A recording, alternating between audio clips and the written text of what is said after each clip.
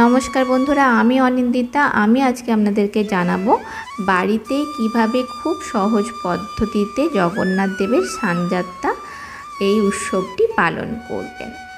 তো সমস্ত কিছু জানতে হলে ভিডিওটা স্কিপ না করে শেষ পর্যন্ত দেখতে থাকুন। আর আমার চ্যানেলটা এখনও যারা সাবস্ক্রাইব করেননি তারা নিচে থাকা সাবস্ক্রাইব বাটনটা অন করে দিন আর পাশে থাকা বেল আইকনটা অল করে দিন। তাহলে আমি যখনই নতুন নতুন ভিডিও আপলোড করব আপনারা সাথে সাথে তার নোটিফিকেশান পেয়ে যাবেন। বাড়িতেই জগন্নাথ বলরাম সুভদ্রার স্নানযাত্রা উদযাপনের জন্য প্রথমেই আপনাদেরকে বলরাম জগন্নাথ আর সুভদ্রার মূর্তি নিতে হবে। তারপর জল ভরা শঙ্খ নিতে হবে। জল ভরা শঙ্খটি প্রথমে ভগবান জগন্নাথের মাথার উপরে 3 বার এবং তার সমস্ত দেহের চারপাশে ঘড়ির কাঁটার দিকে 7 বার সরান। এবার ছোট পাত্রের শঙ্খ থেকে কিছুটা জল ঢালুন। এরপর অবশিষ্ট জলের সাথে একই শঙ্খটি ভগবান বলরামের স্নান করানোর জন্য ব্যবহার করুন। শঙ্খটি ভগবান বলরামের মাথার চারপাশে ঘড়ির কাঁটার দিকে 3 বার এবং তারপরে তার শরীরকে 7 বার ঘোরান। আরও জগন্নাথকে স্নান করার পরে আপনি যে পাত্রে জল শঙ্খ করতেন সেই পাত্রে আগের মতো শঙ্খ থেকে কিছু জল ঢালুন। সুভদ্রা দেবী এবং সুদর্শন চক্রের মূর্তিগুলির সাথে একই পদক্ষেপগুলি অনুসরণ করুন। অফুক শঙ্খ ব্যবহার করে প্রভুর স্নান করান। একবার আপনি মূর্তিগুলিকে স্নান করার পরে ছোট পাত্রে জমে থাকা পবিত্র জল নিজের এবং আপনার পরিবারের সদস্যদের উপর ছিটিয়ে দিন। স্নান সেরে দেবতা ও সুদর্শন চক্র শুকিয়ে নিন। একটি ছোট রুমাল আকারের কাপড় ব্যবহার করুন এবং জগন্নাথের সারা শরীরে 7 বার নাড়াচাড়া করুন।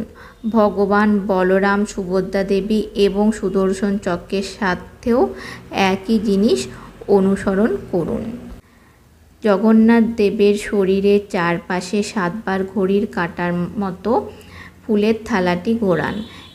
একইভাবে বলরাম, সুভদ্রা দেবী এবং সুদর্শন চক্রের মূর্তিগুলির চারপাশেও ঘোরান। এবার কয়েকটি ফুল নিয়ে প্রতিমাদের পায়ে রাখুন। প্রভুকে ফু দিতে চামারা বা ইয়াক লেজের পাখা ব্যবহার করুন। এটি প্রভুর শরীরের চারপাশে উপরে এবং নিচে সরান যাতে এটি পাখা যায়। এটি 7 বার করুন। অন্য মূর্তিগুলির সাথেও একই পদ্ধতি অনুসরণ করুন। ময়ূরের পাখা দিয়ে ভগবানকে পাখা করুন।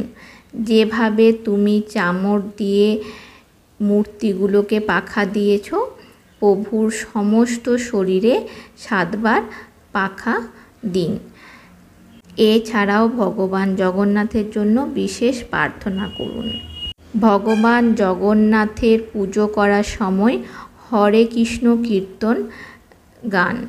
আপনার পরিবারের সদস্যরাও গান গাইতে পারে যদি তারা পুজোর অনুষ্ঠান অংশ নেয়। পাশাপাশি করতাল ও মৃদঙ্গম বাজান। যদিও সাধারণত সবাই করতাল বাজাতে পারে, মৃদঙ্গম বাজানোর জন্য আপনাকে অনুশীলন করতে হবে।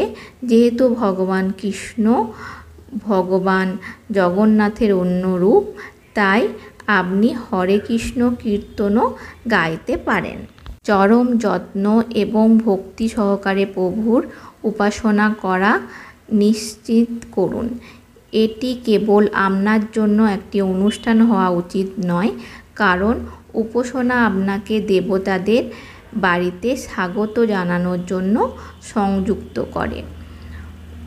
উদযাপনের অংশগ্রহণ করার সময় শিথিল, শান্ত এবং মনোযোগী থাকুন।